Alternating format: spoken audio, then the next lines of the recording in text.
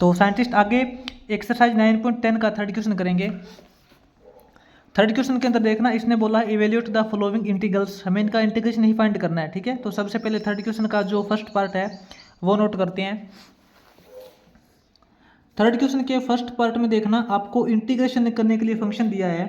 Function क्या है, 2 sin x plus 3 cos x upon 3 sin x plus 4 cos x, ये आपको फंक्शन दे रखा है जिसका x के रिस्पेक्ट में आपको इंटीग्रेशन करना है।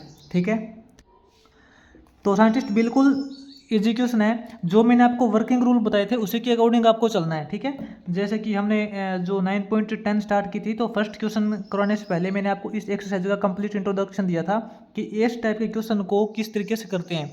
तो इसका वर्किंग रूल अगर आपको याद है तो मैंने आपको बताया था कि इस टाइप के फंक्शन के अंदर जो नंबरेटर होता है ना, मान लेते हैं कि जो आपका नंबरेटर है उसको किसके को लिखते हैं, नंबरेटर को लिखते हैं a इंटू डिनोमिनेटर।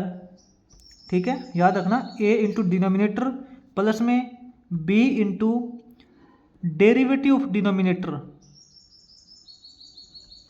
ठीक है, यानी कि ये जो ऊपर वाला फंक्शन है ना, इसको हमें कुछ इस तरीके से लिखना है कि नीचे वाले का डेरिवेटिव आ जाए, और यहाँ पे हमें a और b कुछ कोफिशिएंट लगाए हमने अपनी तरफ से, इसकी वैल्यू निकालेंगे तो हमें पता लग जाएगा कि a और b की जगह हमें क्या पुट करना है। ठीक है, तो आपका जो नंबरेटर है, नंबरेटर क्या है, 2 sin x प्लस में 3 cos x, तो इसको क्या लिखेंगे, नंबरेटर को लिखेंगे a इंटू डिनोमिनेटर, डिनोमिनेटर क्या है 3 sin x plus 4 cos x, 3 sin x plus 4 cos x हो जाएगा, प्लस के अंदर b into derivative of denominator, denominator का डेरिवेटिव करेंगे, इसका डेरिवेटिव करोगे तो 3 तो आपका कोफिशिएंट है, sin x का डेरिवेटिव cos x हो जाएगा, प्लस में 4 आपका कोफिशिएंट है, cos का डेरिवेटिव माइनस का साइन होता है तो इसलिए ये माइनस का 4 sin x हो जाएगा।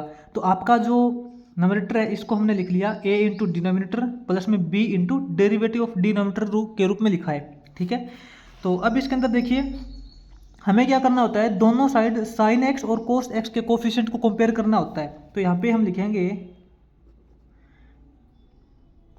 कंपेयरिंग बोथ साइड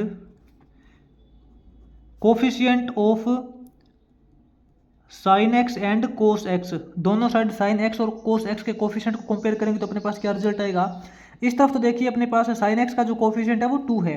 ठीक है, इक्वल टू इस तरफ sin x का कोफिशिएंट क्या है, यहाँ देखो sin x के साथ में इसके अंदर मल्टीप्लाई करेंगे ना a की, तो ये 3a हो जाएगा, और यहाँ पे अपने पास sin x का कोफिशिएंट क्या है, माइनस का 4b, क्योंकि इसके अंदर मल्टीप्लाई करेंगे तो यही अपने पास बनेगा। तो sin x के कोफिशिएंट है 3a माइनस 4b, याद रखना 3a माइनस 4b, ये तो sin x का कोफिशिएंट कंपेयर कर लिया। अब cos x का कोफिशिएंट इस तरफ क्या है, cos x का कोफिशिएंट इस तरफ है 3, और इस तरफ cos x का कोफिशिएंट है 4a plus 3b, 4a plus 3b। अब इन दोनों इक्वेशंस को सोल्व करके यहाँ पे a और b की वैल्यू फाइंड कर लेते हैं।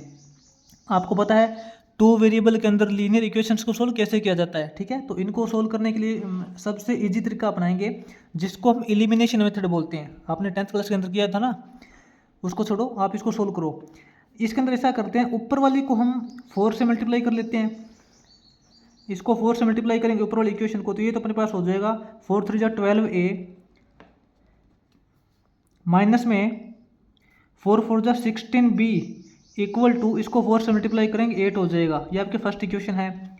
इसको 3 से मल्टीप्लाई कर लेते हैं तो 3 4 12a हो जाएगा, प्लस में 3 3 ये 9b हो जाएगा, इक्वल टू इसको 3 से मल्टीप्लाई करने के बाद 3 3 9 हो जाएगा।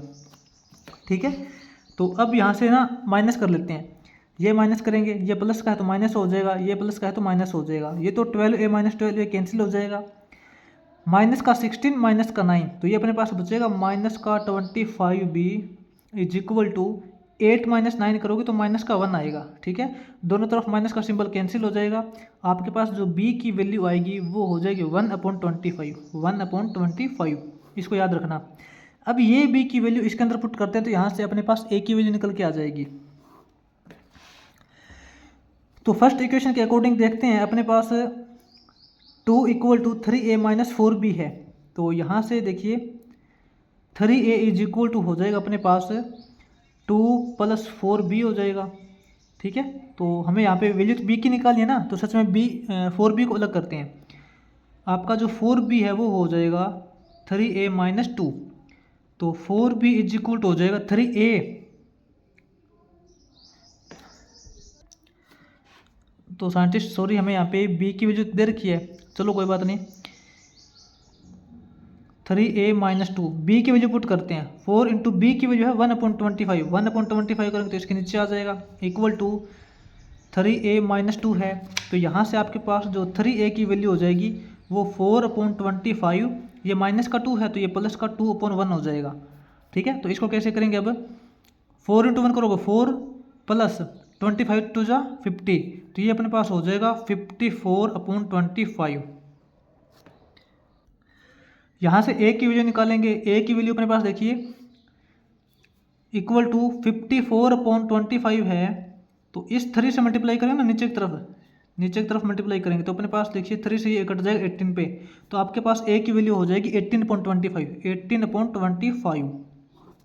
ठीक है, तो यहाँ से अपने पास देखिए a की वैल्यू आ चुकी है और b की वैल्यू आ चुकी है, तो a और b की वैल्यू इसके अंदर पुट करेंगे तो यहाँ से अपना जो नंबरेटर है वो क्या बनेगा, तो यहाँ पे लिखेंगे हेंस अपना जो नंबरेटर बनेगा 2 sin x + 3 cos x। आपका जो नंबरेटर है वो इस तरीके से लिखा जा सकता है, a की वैल्यू क्या है 18/25 इंटू डिनोमिनेटर है ना, डिनोमिनेटर है ना, तो डिनोमिनेटर लिखेंगे 3 sin x + 4 cos x, इस फॉर्म में लिख लिया। अब यहाँ देखिए प्लस में b की वैल्यू क्या है 1/25 इंटू डेरिवेटिव ऑफ डिनोमिनेटर किया था ना, डेरिवेटिव ऑफ डिनोमिनेटर है तो यहाँ अपने पास हो जाएगा 3 cos x - 4 sin x। तो साइंटिस्ट हमने इस ऊपर वाले नंबरेटर को इस तरीके से लिखा है, इस तरीके से क्यों लिखा है, क्योंकि इसका साथ में हमें डेरिवेटिव चाहिए था।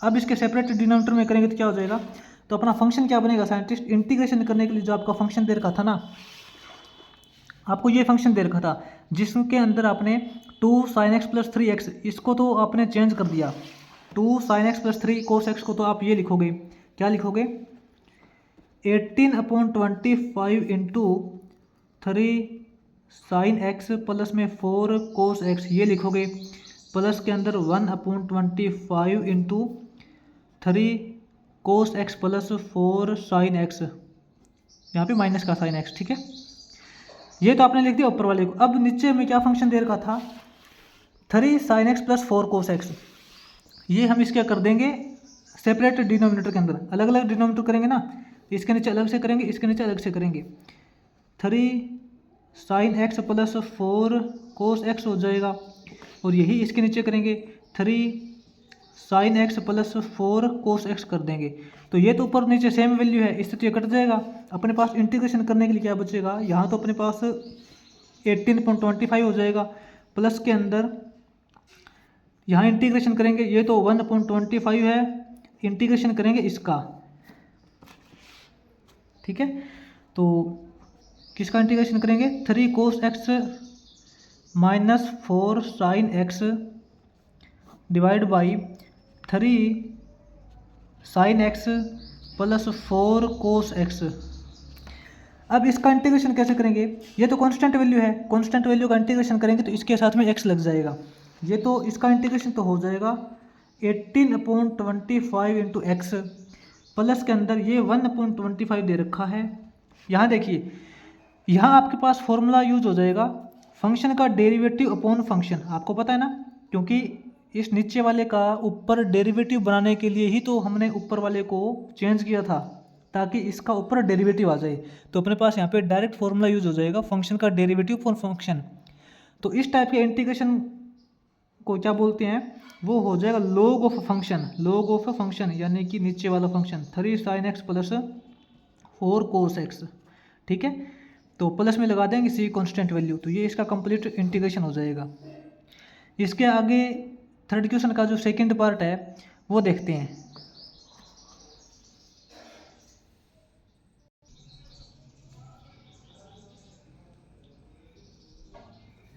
तो साइंटिस्ट आगे इसके सेकंड पार्ट में देखिए अपने को फंक्शन दे रखा है इंटीग्रेशन करने के लिए sine x upon sine x plus cos x d x, ठीक है। इसका एक्स के रिस्पेक्ट में इंटीग्रेशन करना है। तो ये साइंटिस्ट बिल्कुल उस तरीके का फंक्शन है जो मैंने आपको वर्किंग रूल बताया था, ठीक है।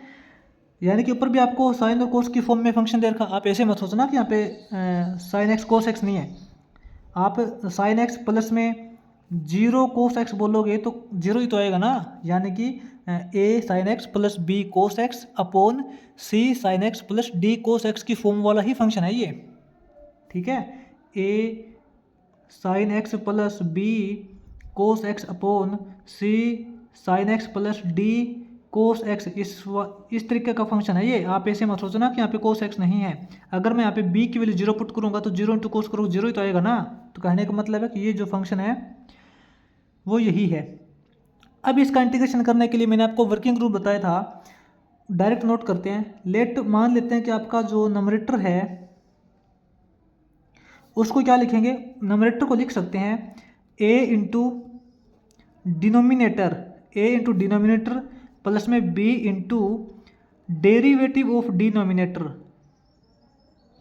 ठीक है। इस फॉर्म में लिखेंगे, इस फॉर्म में लिखेंगे तो अपने पास क्या रिजल्ट बनेगा।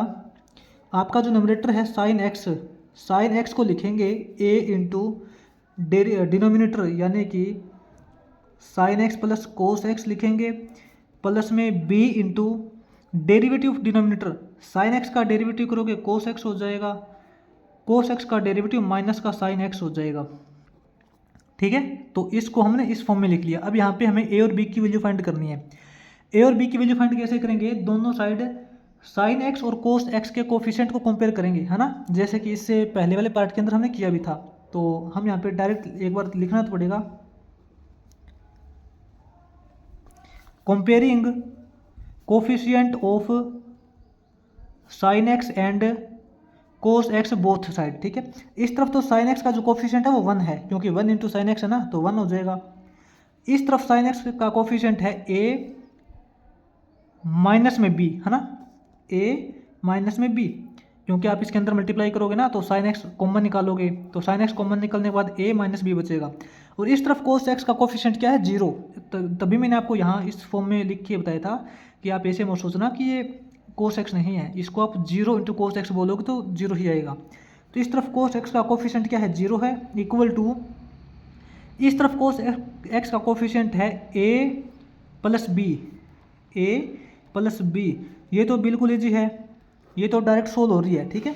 अब हम इन दोनों को ऐड करते हैं, ऐड करेंगे 1 equal to B minus B cancel हो जाएगा, 2a बचेगा।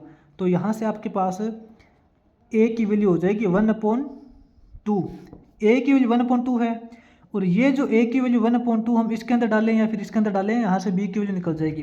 तो आप यहाँ से देखिए b इज इक्वल टू क्या हो जाएगा, 0 माइनस a, यानी कि a और b एक दूसरे के नेगेटिव हो जाएंगे ना। अगर a 1/2 है तो यहाँ से b आपके पास -1/2 हो जाएगा, ठीक है। 1/2 -1/2 करेगा तभी तो 0 आएगा ना, उसको छोड़िए, आप बस इतना ध्यान रखिए कि a और b की वैल्यू आ चुकी है।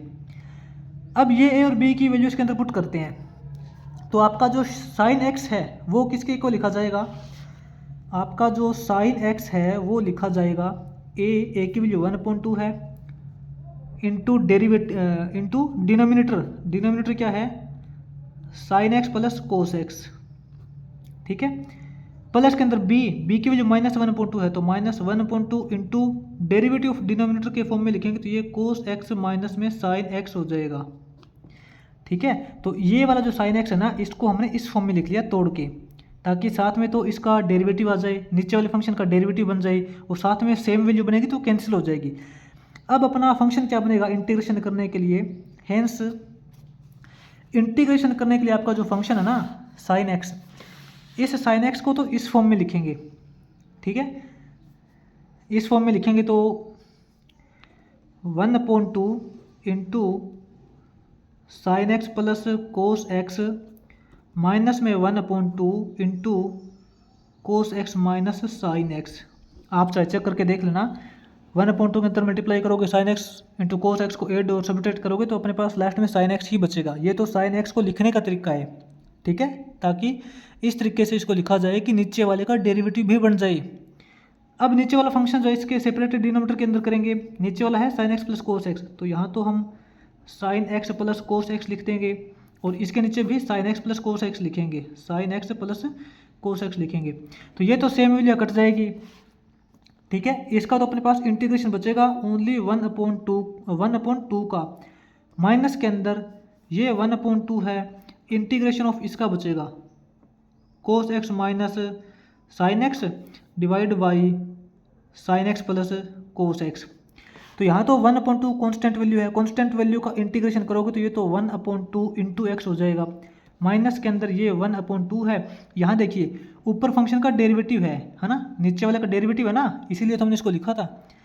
फंक्शन का डेरिवेटिव अपॉन फंक्शन, इसका डायरेक्ट इंटीग्रेशन होता है, आपको अगर फॉर्मूला क्लियर है तो log of function log of sine x plus cos x हो जाएगा।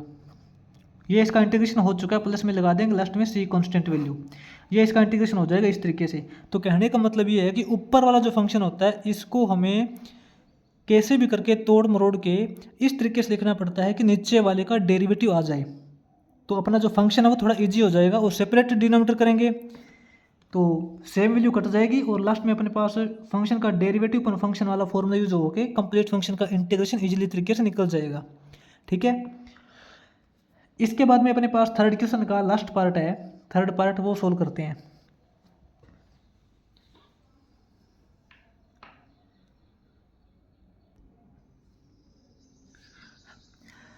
तो साइंटिस्ट आगे इसके थर्ड पार्ट में देखना, आपको इंटीग्रेशन करने के लिए फंक्शन दे रखा है cos x upon a sine x plus b cos x d x, ठीक है। ये आपका जो फंक्शन है ना वो इसी फॉर्म में है कि a sine x plus b cos x upon c sine x plus d cos x. आप यहाँ पे कंफ्यूज मत होना, आप ऐसे मत सोचना कि ए और बी नीचे दे रखा है, कोई प्रॉब्लम नहीं है। ऊपर a sine x plus b cos x की फॉर्म में है, नीचे c sine x plus d cos x है, ठीक है। और इस तरीके वाले फंक्शन को कौन से वर्किंग रूल से इंटीग्रेट करते हैं आपको अच्छे से पता है। तो इसमें सबसे पहले ये जो आपका न्यूमरेटर दे रखा है इसको हमें इस तरीके से लिखना पड़ेगा कि साथ में तो नीचे वाले का डेरिवेटिव आ जाए, है ना, जो कि इससे पहले हमने 2 क्वेश्चन किए भी थे, 2 पार्ट किए भी थे। तो डायरेक्ट इसके अंदर नोट करते हैं, लेट आपका जो न्यूमरेटर है वो इक्वल टू लिखा जाना चाहिए a into denominator plus b into derivative of denominator, ठीक है। इस फॉर्म में देखते हैं इसको किस तरीके से लिखेंगे। आपका जो न्यूमरेटर है कोस एक्स है इक्वल टू, हाँ उससे पहले ये देखना, आप ऐसे मत सोचना कि ये ओनली कोस एक्स है, आप इसको बोल सकते हो कोस एक्स प्लस में 0 साइन एक्स भी बोल सकते हो, क्योंकि 0 की मल्टीप्लाई करो तो 0 आएगा ना, तो अपने पास ऊपर हो जाएगा कोस एक्स प्लस 0 साइन एक्स, यानी कि हमें ये पता लग जाएगा कि साइन और कोस की फॉर्म में ये फंक्शन दे रखा है। तो लास्ट में जब हम कोफिशिएंट को कंपेयर करेंगे तो वहाँ पे साइन एक्स का कोफिशिएंट है वो 0 हो जाएगा, ठीक है। ए इंटू डिनोमिनेटर क्या है, a sine x plus b cos x plus में b into derivative of denominator करेंगे। ए तो आपका कोफिशिएंट है, साइन एक्स का डेरिवेटिव कोस एक्स प्लस में बी आपका कोफिशिएंट है और कोस एक्स का डेरिवेटिव माइनस साइन एक्स, तो ये माइनस का बी साइन एक्स हो जाएगा, ठीक है। तो इसको इस फॉर्म में लिखेंगे। अब दोनों साइड क्या करेंगे, साइन एक्स और कोस एक्स के कोफिशिएंट को कंपेयर करके यहाँ पे ए और बी की वैल्यू फाइंड कर लेते हैं। तो यहाँ पे क्या लिखेंगे, comparing both side coefficient of sine x and cos x, दोनों साइड साइन एक्स और कोस एक्स के कोफिशिएंट को कंपेयर करेंगे तो अपने पास क्या रिजल्ट निकल के आएगा। इस तरफ तो देखिए साइन एक्स का जो कोफिशिएंट है वो 0 है ना, क्योंकि यहाँ पे 0 साइन एक्स बोला था ना मैंने, 0 हो जाएगा साइन एक्स का कोफिशिएंट इक्वल टू इस तरफ जो साइन एक्स का कोफिशिएंट है वो क्या हो जाएगा, ए। हाँ आप यहाँ पे कंफ्यूज मत होना, ठीक है, क्योंकि ये जो ए हमने अपनी तरफ से लगाया है और ये वाला ए इसने खुद दे रखा था कोफिशिएंट साइन एक्स का, प्लस में इस तरफ साइन एक्स का कोफिशिएंट क्या है, बी, यहाँ पे माइनस का आएगा, माइनस का बी, जो इसने जिस तरीके से दे रखा है उसी तरीके से आपको लिखना है ताकि यहाँ पे कोई गड़बड़ी ना हो जाए, ठीक है।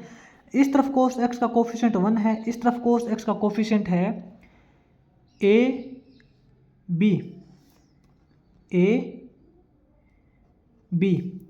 इस तरफ कोस एक्स का इस तरफ साइंटिस्ट रुको थोड़ा, यहाँ जो कोस एक्स का कोफिशिएंट 1 है, इस तरफ कोस एक्स का कोफिशिएंट क्या है, a b plus b a plus b a, ये हो जाए। अब इसको सोल्व करके ए और बी की वैल्यू निकालनी है, ये थोड़ा सा आपके लिए मुश्किल हो सकता है ना। इसके अंदर क्या करते हैं, ऊपर वाली को हम स्मॉल ए से मल्टीप्लाई कर देते हैं, नीचे वाली को स्मॉल बी से मल्टीप्लाई कर देते हैं। ऊपर वाली को स्मॉल ए से मल्टीप्लाई करेंगे, नीचे वाली को स्मॉल बी से मल्टीप्लाई करेंगे। इसको ए से मल्टीप्लाई करेंगे स्मॉल ए से, तो ये तो अपने पास हो जाएगा, सॉरी साइंटिस्ट, तभी मैं आपको बोल रहा था कि यहाँ पे मिस्टेक मत कर देना। ऊपर वाली को बी से मल्टीप्लाई करेंगे, नीचे वाली को ए से मल्टीप्लाई करेंगे। ऊपर वाले को बी से मल्टीप्लाई करेंगे तभी तो अपने पास ए इंटू ए बी आएगा ना। ए इंटू इसको बी से मल्टीप्लाई करेंगे तो ए बी हो जाएगा, माइनस के अंदर बी, इसको बी से मल्टीप्लाई करेंगे तो बी स्क्वायर हो जाएगा, ठीक है। और जीरो को ए से मल्टीप्लाई करेंगे तो जीरो ही रहेगा। इसको ए से मल्टीप्लाई करेंगे तो ये अपने पास हो जाएगा ए बी तो है, और ए से मल्टीप्लाई करेंगे तो ए बी हो जाएगा, प्लस के अंदर बी ए से मल्टीप्लाई किया तो ए स्क्वायर हो जाएगा, इक्वल टू इसको ए से मल्टीप्लाई किया ना तो ये आपका ए हो जाएगा। अब आप यहाँ पे माइनस करोगे, ये तो अपने पास कैंसिल हो जाएगा, माइनस माइनस प्लस होता है ना, और लेकिन जो सिंबल है वो माइनस का आता है। प्लस होगा तो क्या हो जाएगा, बी ए स्क्वायर प्लस में B square equal to minus का ए हो जाएगा, माइनस से माइनस कैंसिल हो जाएगा सिंबल। तो यहाँ से आपके पास ये जो ए है ना, सॉरी ये जो बी है, इसकी वैल्यू क्या हो जाएगी, बी की वैल्यू हो जाएगी equal to A upon A square plus B square. ये थोड़ा सा ध्यान रखना आप। अब ये वैल्यू इसके अंदर डालेंगे तो यहाँ से अपने पास ए जो कैपिटल ए है उसकी वैल्यू निकल के आ जाएगी। इसके अंदर डालते हैं, ये जो दे रखा ना ए माइनस में बी माइनस में बी है वो इक्वल टू जीरो के है, तो इसका मतलब ये है कि ए इक्वल टू आपका है पॉजिटिव बी। यहाँ से देखो अपने पास कैपिटल बी की वैल्यू आ चुकी है, कैपिटल बी की वैल्यू आ चुकी है, हमें वैल्यू तो निकालनी है कैपिटल ए की। इस ए की वैल्यू निकालेंगे तो आपके पास हो जाएगा b इंटू बी अपॉन ए हो जाएगा। बस यहाँ पे b की वैल्यू पुट करेंगे तो यहाँ से अपने पास a की वैल्यू क्या आएगी, b अपॉन ए इंटू बी डालेंगे तो यहाँ b की वैल्यू डालेंगे ये वाली a upon A square plus B square. तो यहाँ से a से a कट जाएगा और अपने पास a की वैल्यू क्या बचेगी, a की वैल्यू बचेगी स्मॉल b अपॉन ए स्क्वायर प्लस बी स्क्वायर। ये दोनों वैल्यू नोट याद रखना और इसके अंदर फंक्शन के अंदर डालते हैं। तो आपका फंक्शन क्या बनेगा इंटीग्रेशन करने के लिए, सॉरी उससे पहले आपका ये कोस एक्स देखिए क्या बनेगा। कोस एक्स आपका जो नोमिनेटर ना, इसको आपने लिखा था a into denominator plus b into derivative of denominator के फॉर्म में लिखा था। तो यहाँ पे a और b की वैल्यू पुट करते हैं।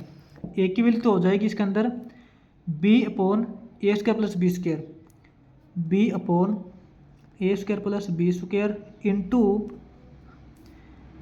ए साइन एक्स प्लस में बी कोस एक्स हो जाएगा, प्लस के अंदर बी की ये वैल्यू डालेंगे a upon A square plus B square into derivative of denominator यानी कि ए कोस एक्स माइनस में बी साइन एक्स, ये हो जाएगा, ठीक है। तो अपना अब ओवरऑल फंक्शन क्या बनेगा इंटीग्रेशन करने के लिए, आपका ये फंक्शन दे रखा है ना कोस एक्स अपॉन दिस वैल्यू। तो कोस एक्स को तो हमने जो लिखा है वो इस तरीके से लिखेंगे। आपका इंटीग्रेशन क्या बनेगा, कोस एक्स को तो हम ये लिखेंगे, क्या लिखेंगे, b upon A square plus B square into a sine x plus b cos x, ठीक है, प्लस में a upon A square plus B square into ये value a cos x minus b sine x. अब इसके total divide में वो value दे रखी है तो हम इसका करेंगे सेपरेट डिनोमिनेटर करेंगे। इसके नीचे अलग से लिखेंगे, क्या लिखेंगे, ए साइन एक्स प्लस में बी कोस एक्स, और यही इसके नीचे लिखेंगे ए साइन एक्स प्लस में बी कोस एक्स। यहाँ तो देखिए सेम वैल्यू है, ये कट जाएगा, ठीक है। तो इसका डायरेक्ट आपको इंटीग्रेशन करके बताता हूँ। यहाँ तो अपने पास ये कटने के बाद ये कांस्टेंट वैल्यू बचेगी, कंप्लीट अपने पास कांस्टेंट वैल्यू बची है b अपॉन दिस वैल्यू। तो इसका इंटीग्रेशन तो हो जाएगा b अपॉन ए स्क्वायर प्लस बी स्क्वायर, इसका इंटीग्रेशन तो हो जाएगा, इंटू में एक्स लगा देंगे, ठीक है। प्लस में इसका इंटीग्रेशन क्या होगा, इसमें ये देखिए ये तो कोफिशिएंट है, a upon A square plus B square coefficient है, और यहाँ पे अपने पास वो वाला फॉर्मूला यूज हो जाएगा फंक्शन का डेरिवेटिव अपॉन फंक्शन। इसका इंटीग्रेशन क्या हो जाएगा, log of function log of a sine x plus b cos x, ठीक है। प्लस में लगा देंगे लास्ट में सी कांस्टेंट वैल्यू। तो ये कंप्लीट इंटीग्रेशन हो चुका है। और वैसे अगर आप चाहो तो नीचे से ये देखिए a square plus B square common निकाल सकते हो, है ना। तो कॉमन निकालेंगे, इसके अंदर देखना 1 अपॉन ए square plus B square common निकालेंगे तो अंदर अपने पास क्या बचेगा, अंदर बचेगा b इंटू एक्स, क्या बचेगा b इंटू एक्स, प्लस में यहाँ a बचेगा a into log of a sine x plus b cos x, ये बचेगा, ठीक है। और इसका इंटीग्रेशन हो चुका है, प्लस में लगा देंगे सी कांस्टेंट वैल्यू। तो ये आपका जो थर्ड क्वेश्चन है उसका थर्ड पार्ट हो जाएगा कंप्लीट। इसी के साथ अपनी जो एक्सरसाइज 9.10 है वो भी कंप्लीट हो जाएगी।